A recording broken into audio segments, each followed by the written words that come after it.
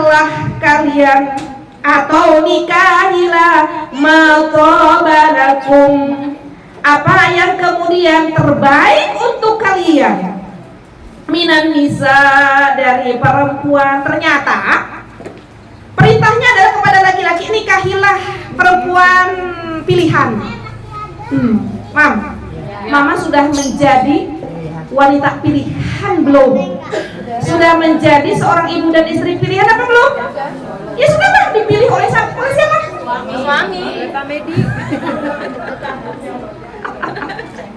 Kita telah dipilih tentunya, Masya Allah, oleh suami-suami yang memang telah disiapkan oleh Allah Subhanahu wa Ta'ala. Hanya saja sekarang begini, apakah kita antara istri dan suami ini telah menjadi pilihan Allah belum?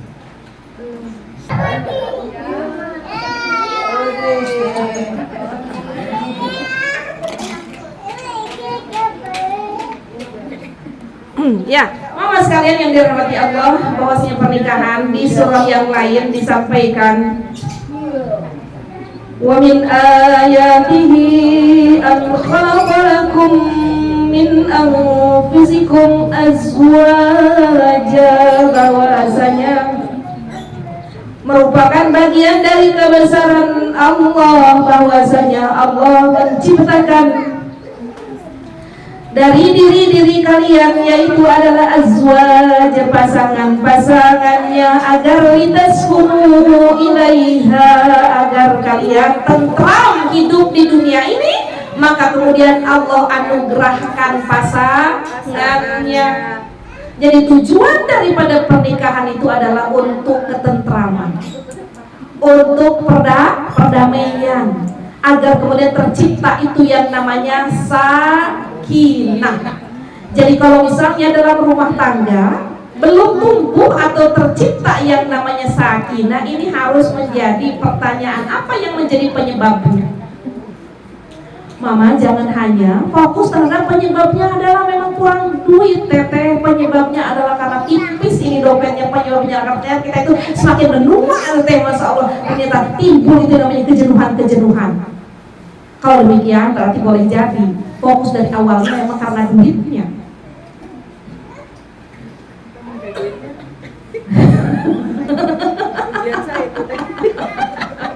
Masya Allah, kamu dulu suka sama dia itu karena apanya?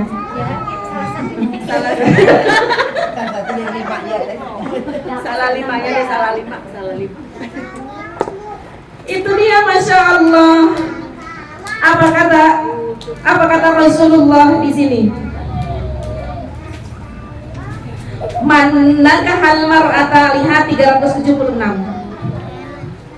Man nakahal mar'ata limaliha harramallahu malaha wa jamalaha, wa man nakaha lidiniha razaqahullahu malaha wa jamalaha. Siapa-siapa yang menikahi perempuan atau perempuan tersebut juga siap untuk dinikahi oleh laki-laki, limaliha, karena hartanya, karena duitnya, karena isi dompetnya, haramallah, maka Allah mengharamkan malah wa jamalaha wa man nakaha lidiniha, maka Allah akan mengharamkan daripada hartanya dan kecantikannya. Maksudnya nanti kita akan bahas wa man nakaha halidiniha, dan siapa-siapa yang fokus pernikahan itu adalah karena agama. Masya Allah, kenapa kamu menikahinya? Masya Allah, karena saya melihat dia sedang menjadi imam di satu masjid. Kenapa menikahi dia? Ya Allah, saat itu saya lagi berada di masjid, tiba-tiba diimaminnya, saya dengerin suaranya, saya perhatikan gitu ya bacaannya, itu keren banget, saya kepengen jadi nikahi sama dia. Allah. Saya belum bisa diulang ya, nggak bisa diulang. Allah, itu semua tidak bisa diulang. Dan nggak boleh mengulang, hanya saja saat ini ayo kita sama-sama perbaiki, luruskan daripada niat-niat serta hajat kita. Boleh jadi kurang lurus saat yang lalu, agar tercipta menjadi rumah tangga yang sakinah, bahagia, Mam. Manakah halidiniha razaqahullah. Maka saya seringkali kemudian ketika diberikan kesempatan untuk mengisi pengajian pranikah, saya akan tekankan daripada niatnya. Walaupun ketika saling pandang-pandangan kemudian jatuh cinta, walaupun jatuh cintanya adalah karena sekali lagi pekerjaannya, dompetnya, uang dan sebagainya, tidak mengapa, hanya saja ketika akhirnya menikah, luruskan niat.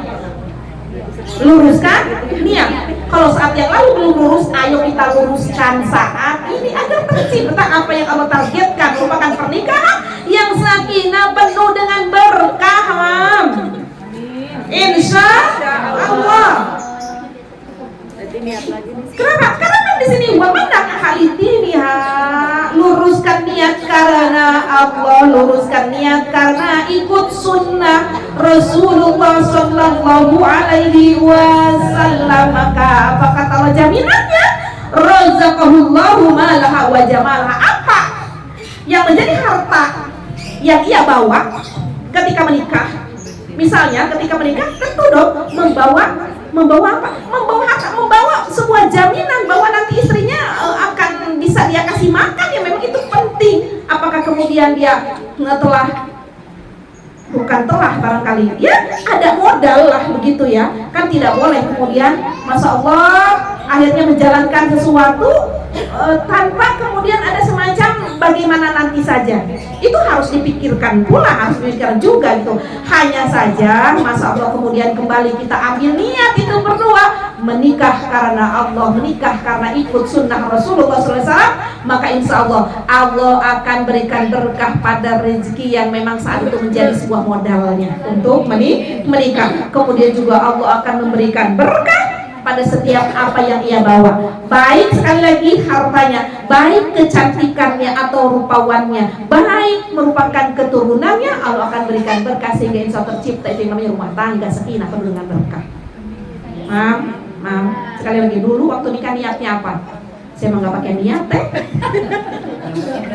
langsung aja.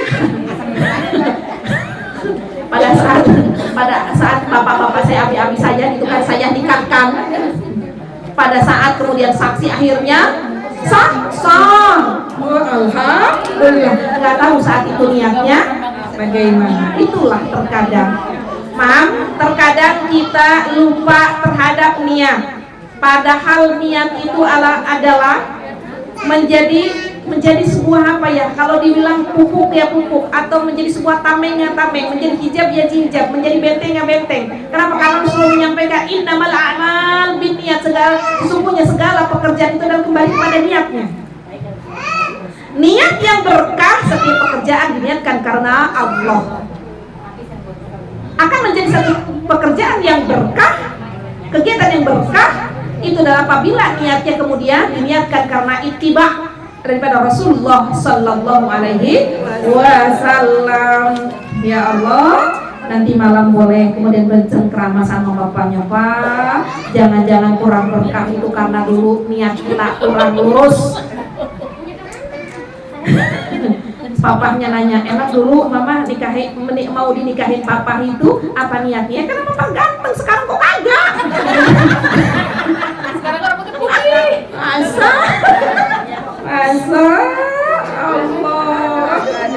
la haula wala quwata illa billah. Karena dulu mama duitnya banyak, kok sekarang enggak, gitu kan ya.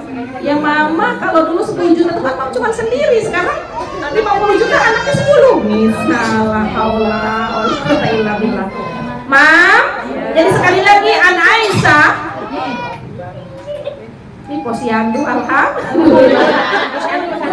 Berkah ya buat yang bawa anak.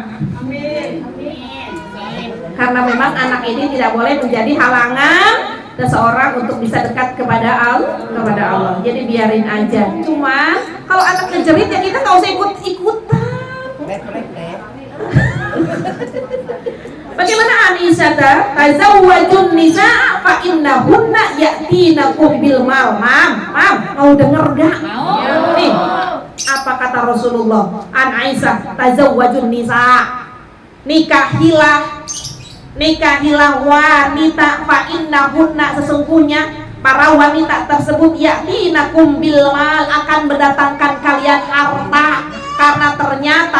Allah, menikah itu akan mendatangkan kekayaan dari Allah Subhanahu wa taala. Wabil khusus ternyata seorang wanita ini akan menjadi pemancing rezeki daripada suaminya. Keren banget ternyata. Pantes gitu ya. Suaminya yang kerja, istrinya gembreng. Istrinya apa? Hebring. Yang kerja, suaminya yang mendatangkan, yang menghasilkan, istrinya yang Habiskan. Masya Allah, keren banget Mama Istia. Istrinya yang menghabiskan, mentang-mentang apa kata Rasulullah, ternyata wanita itu adalah menjadi satu jalan rezeki daripada suami.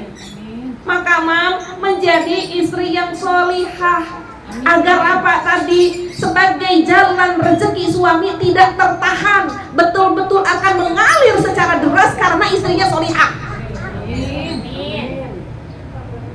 Karena istrinya betul menjadi satu jalan, menjadi satu sumber, akhirnya rezeki itu akan dialirkan oleh Allah Subhanahu wa taala. Kemudian sekarang kenapa kok masih terasa sulit, terasa sempit? Ya boleh jadi karena kita sebagai istri belum menjadi seorang istri yang solihah. Maka terus kita perbaiki kesolehan kita agar masya Allah rezeki yang telah disiapkan oleh Allah Subhanahu wa taala melalui wasilah pernikahan itu kemudian betul-betul Allah turunkan secara deras. Bagaimana caranya? Menjaga kesolehan di dalam rumah tangga. Salah satunya apabila kemudian kita dititipkan harta oleh suami kita, apakah itu berupa gaji dan lain sebagainya. Masya Allah, yang pertama kita pikirkan adalah bagaimana kemudian sebagian daripada gaji atau harta yang dititipkan oleh suami kita keluarkan sebagai infak dan sedekah. Agar Masya Allah, apa yang kita keluarkan itu insya Allah akan menjadi pemancing lagi daripada rezeki berikutnya secara berkah. Maka kemudian akhirnya para suaminya berkata, "Mama, ya Allah, setelah menikah dengan Mama, betul-betul rezeki mengalir deras, terutama adalah rezeki batin Papa. Setelah menikah dengan Mama, batin Papa itu betul-betul terasa tenang, damai, senang, bahagia." Amin ya Allah ya Rabbal Alamin. Jadi kita itu betul-betul dianggap menjadi sesuatu banget oleh suami. Maka setiap saat cek suami kita. Ngeceknya bukan Papa lagi mana, Papa lagi ngapain. Ngeceknya assalamualaikum Papa, mudah-mudahan perjalanan Papa ke tempat kerja Masya Allah diberikan berkah oleh Subhanahu wa taala, dilindungi oleh Subhanahu wa taala, dirahmati Subhanahu. Begitu. Ngecek halus. Ngecek apa? Halus. Nggak taunya nanti sama Papa ketahuan. Ini akhir bulan, ini awal. Udah ngetek ya, udah ngetek. Masya Allah. Mam, janganlah menjadi cinta yang terbatas dengan waktu, hanya sebatas awal atau akhir bulan. Jangan, ya. Awal akhir bulan terbuka itu pintu kamar, Masya Allah, begitu seksi siap gitu ya. La haula, giliran tengah-tengah bulan Mulai rapat. bisa banget ini saya timpuk kayak pakai jeruk. Akhir bulan pakai kaos. Jangan menjadi cinta yang ya Allah, Mama Fitri curhat katanya 3 kali. Minum obat.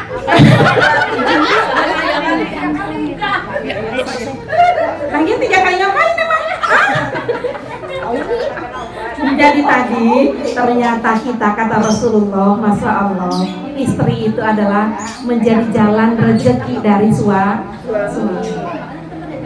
Maka dari itu Mama sekalian minta terus kepada Allah Subhanahu wa taala agar rezeki suami kita sekali lagi apa?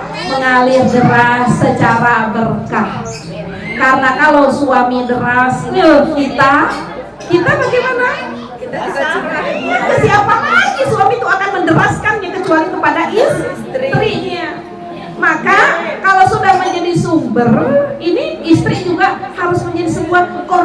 perhatian agar betul-betul yang apa yang disampaikan menjadi sumber itu betul-betul sumbernya. Satu tadi, Masya Allah, apabila mendapatkan rezeki atau harta titipan dari suami yang pertama kali, kemudian diperhitungkan itu adalah mengenai infak sodakohnya, keluarkan terlebih dahulu itu kepada siapa, terutama adalah satu, kepada orang tua. Jangan diambil alih sampai 100%, Mam. Rezeki daripada ibu dan ayahnya kemudian kita tutup, jangan. Walaupun mengalir deras nanti tidak terasa berkah. Setelah kedua orang tuanya tentu adalah kedua orang tua kita. Hanya saja kalau menyampaikan untuk kedua orang tua kita, selama itu adalah harta suami kita sebagai istri, harus izin. Maaf. Jangan ke orang tua kita masalah 100.000, ke orang tuanya 10.000. Yang 100.000 diumpetin, nggak pernah ngomong. Tapi ke orang tuanya yang 10.000 jangan.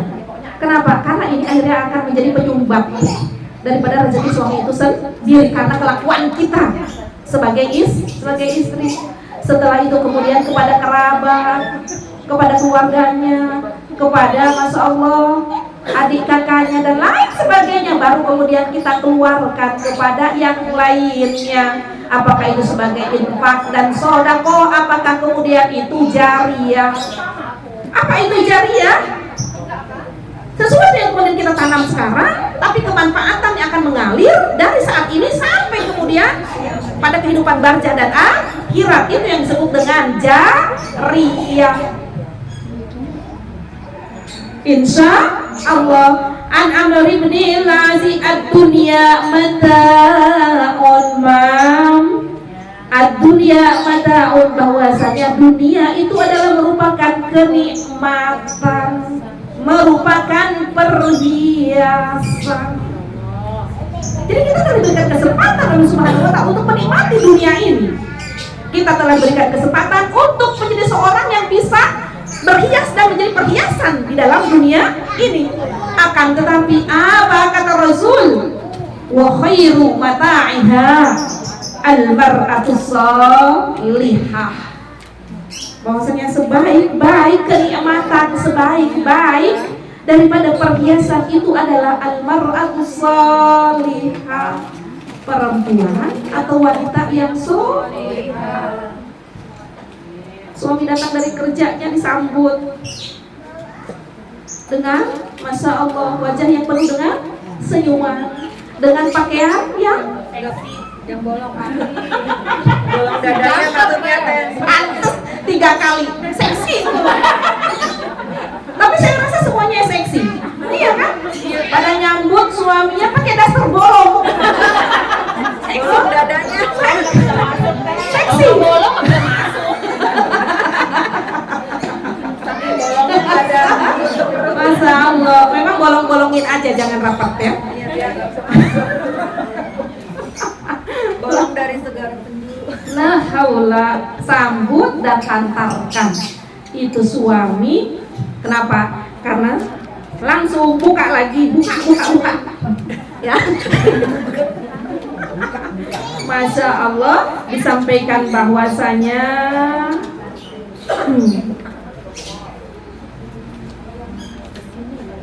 nah 378 ya, jadi kita loncat-loncat aja. Nanti kalau seumpama ada yang kelewat, kita ulang aja lagi tahun berikutnya. Iya, emang nggak boleh selesai ya, kita ulang-ulang terus ya.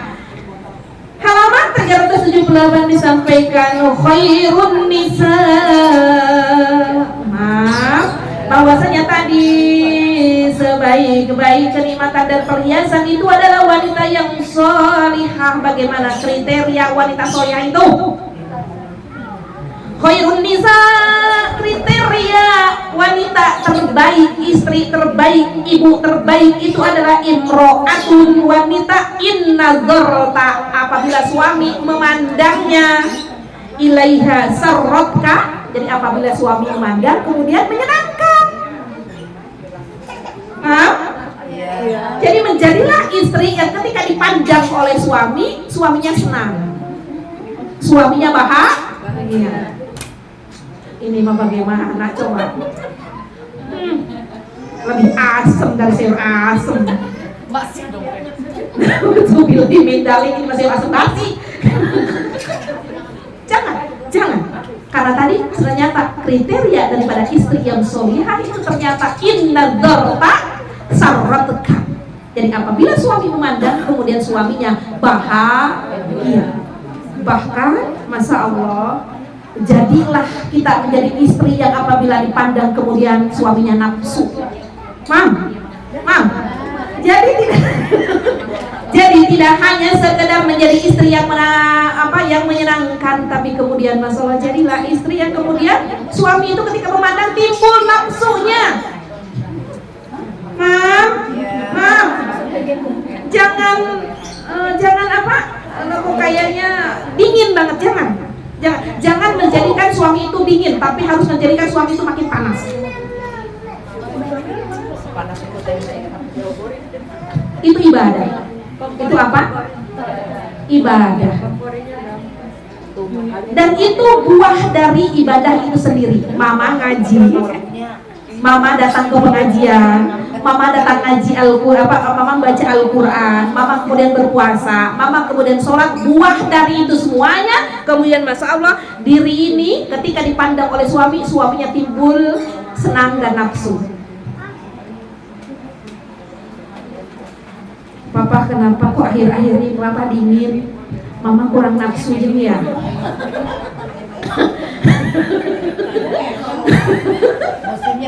Masa Allah kok Papa dingin banget, Mama kurang nafsuin ya? Masalah itu harus dipertanyakan, harus ditanyakan dalam rangka apa? Ibadah dari buah ibadah itu sendiri. Sholat kita ibadah, ngaji kita ibadah, saum kita ibadah. Harus ada hasil dari ibadah itu sendiri. Apa hasilnya? Suami ketika memandang kita, suaminya semakin senang. Mama, karena dengan membaca Al-Quran, sungguhnya Al-Quran itu menyinari daripada masa Allah jasad serta batin kita. Al-Quran yang kita baca itu akan memperbaiki daripada apa-apa yang menjadi sakit pada jasad dan batinnya. Kalau sudah sehat, masa iya tidak timbul senang dan bahagia? Jadi kalau makin dingin harus menjadi pertanyaan, jangan-jangan memang diri kita ini kurang sehat. Karena kalau sudah sehat itu akan keluar auranya. Nggak perlu, jangan mentang-mentang apa ibu saya pesek, enggak. Digancungin pakai apa? Enggak. Jangan apa kemudian pertanyaannya apa sekarang mama sekarang semakin gendut, enggak. Justru kalau gendut itu makin masa.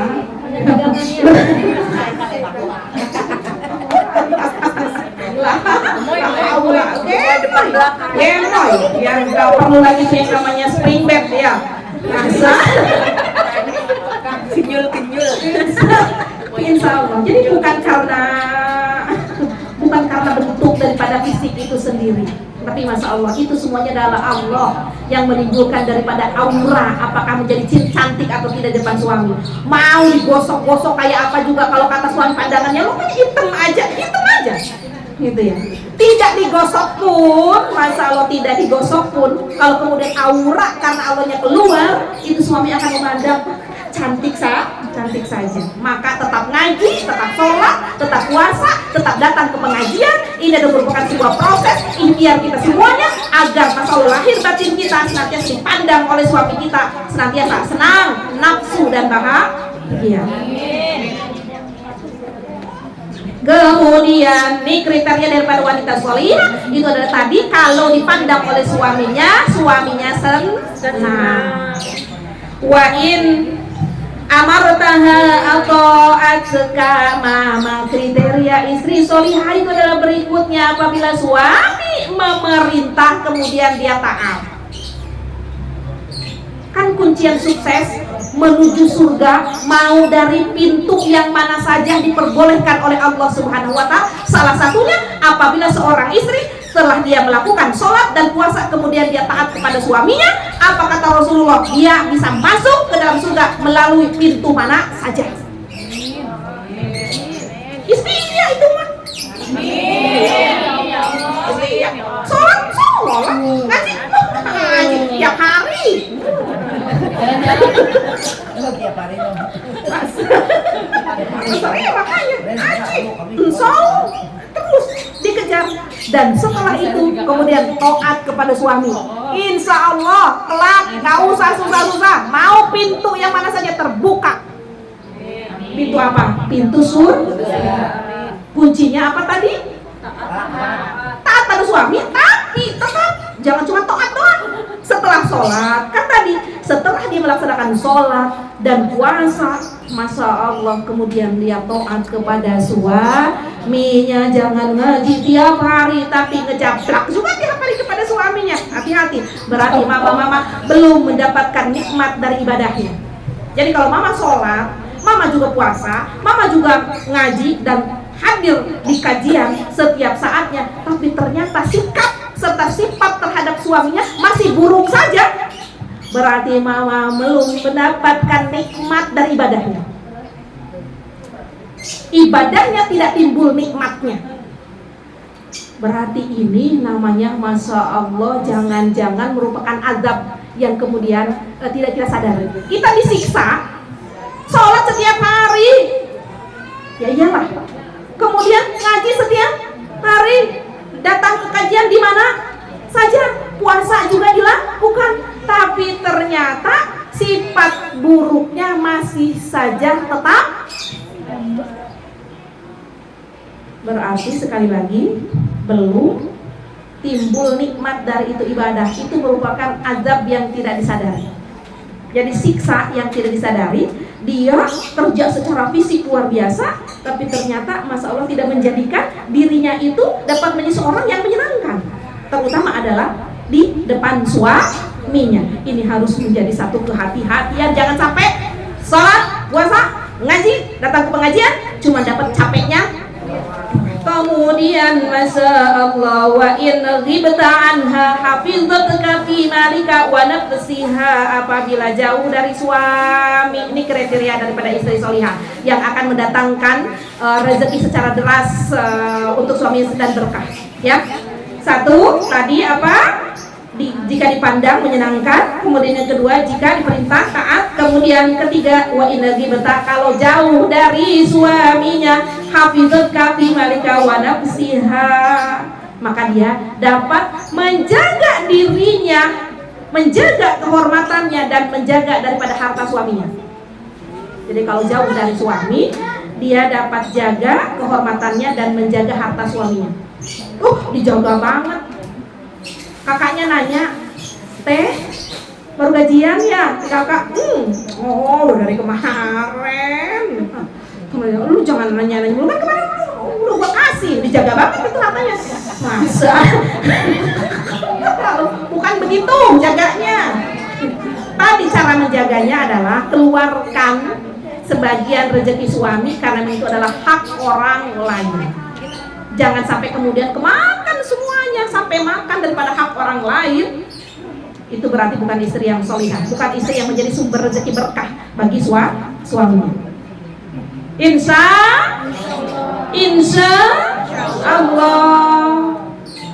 La tazawwajun nisaa li husnihinna fa'asa husnuhunna ay yardiyahunna wa la tazawwajuhunna li amwalihinna fa'asa amwaluhunna an tatliyahunna walakin tazawwajuhunna 'ala ad-din wa la hamatun sauda udatud dinin afdal. Ya, ini masih dalam rangka memilih daripada istri itu seperti apa gitu ya. Bahwasanya janganlah kamu menikahi perempuan itu karena kecantikannya. Aduh, kata laki-laki, kalau begitu karena apanya? Mungkin kecantikannya itu akan membawa kerusakan bagi mereka sendiri. Kalau begitu yang sedang-sedang aja, jangan terlalu cantik. Kalau terlalu cantik nanti susah banget jagainnya. Gitu ya. Setiap dia keluar banyak banget akhirnya yang yang memandang kemudian timbul apa? Masa Allah rasa suka yang sedang saja. Ya begitu pula mama. Jangan mau kemudian hanya dinikahi yang sama ganteng-ganteng aja, susah nanti jagainnya. Masa Allah gitu ya. Apalagi kalau tiba-tiba nasib gitu ya, nasib dari Allah Subhanahu wa taala, tiba-tiba misalnya hubungan LDR kayak saya. Alhamdulillah, masa Allah ya gantengnya sedang-sedang aja. Ya masa iya nggak saya katakan nggak ganteng. Kemudian masa Allah, janganlah kamu menikahi karena mengharap harta. Mungkin hartanya itu akan menyebabkan mereka sombong. Emang makanya suami yang memilihnya kayak kita ini. Alhamdulillah, karena kalau misalnya pilihannya adalah wanita yang berharta, wanita yang berduit, dia khawatirkan nanti menjadi wanita yang angkuh, yang sombong di hadapan suaminya. Tidak seperti Siti Khadijah. Walaupun Siti Khadijah itu adalah masya Allah seorang wanita yang begitu berduit, yang Rasulullah SAW nikahi, tapi kemudian Siti Khadijah tidak sombong. Kalau kita bukan Khadijah. Oh iya ya Allah, pantas langsung terbang. Di sini ada Khadijah ternyata.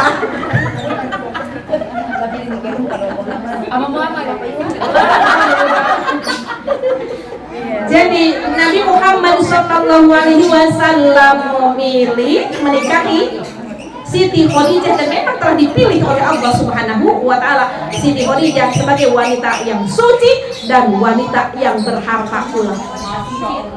Sempurna. Suci hatinya, masya Allah, berharta pula. Siti Khadijah itu adalah seorang wanita entrepreneur, seorang wanita yang begitu hebat bisnisnya. Kayak emak-emak istiar. Ada yang dagang jeruk, dagang salak, dagang kelapa. Alhamdulillah. Insya Allah menjadilah wanita hebat seperti Khadijah. Yang memang tidak hanya sekedar menunggu begitu saja dari suami. Selama ada izin dari suaminya, kemudian kita boleh kemudian berikhtiar dan itu bergerak. Dalam rangka boleh jadi hanya membantu daripada perekonomian suami kita. Insya Allah akan, tetapi kemudian menjadi pula suci seperti Siti Khadijah. Jangan kemudian ini bapak, ini duit saya, ini bapak duit aku, lah duit dia semuanya jadinya. Masya Allah. Walakin tazawwaju hunna ala dini wala amatun sauda'u datu dinin afdol. Maka yang terbaik adalah niatkan menikah itu karena Allah. Karena Allah dan karena Rasulullah, itulah yang disebut dengan karena agama. Menikah karena agama. Insya Allah berkah pernikahannya. Alhamdulillahirabbil alamin. Ada yang nanya? Ini belum sampai ke Meminang. Ada yang nanya? Pas nikah belum ngerti tuh teh. Gimana tuh teh perbaikannya? Ya, ini udah nanyanya itu lagi apa?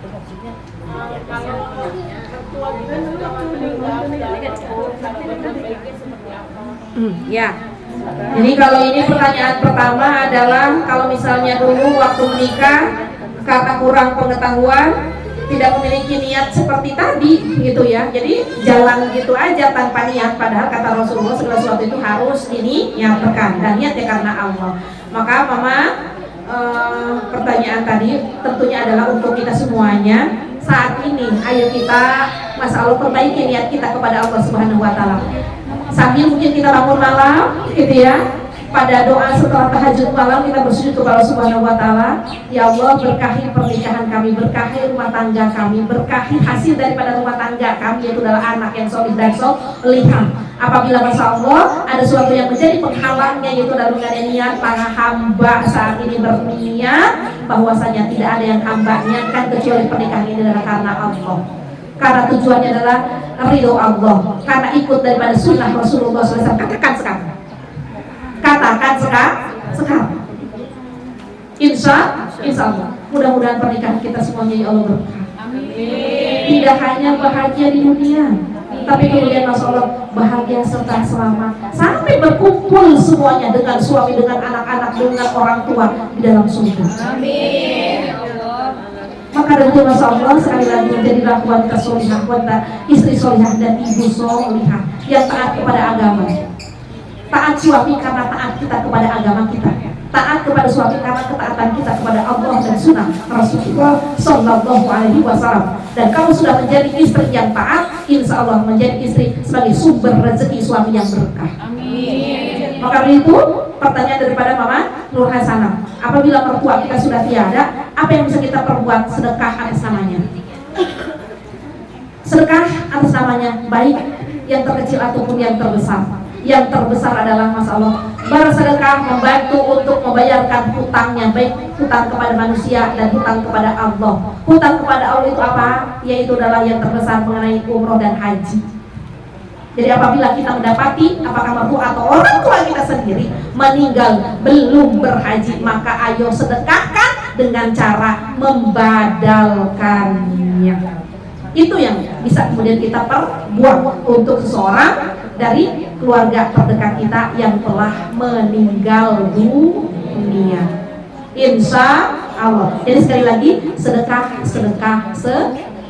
Karena memang sedekah ini menjadi satu penyesalan yang begitu luar biasa, yang sebagaimana pernah kita sama-sama kaji. Apa yang menjadi penyesalan seorang mayit? Yaitu adalah sedekah.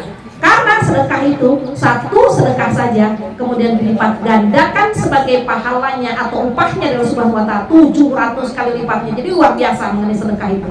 Sementara kebaikan-kebaikan yang lain, setiap satu kebaikan Allah akan hitung menjadi 10-nya. Tapi untuk sedekah menjadi 700 kali lipatnya.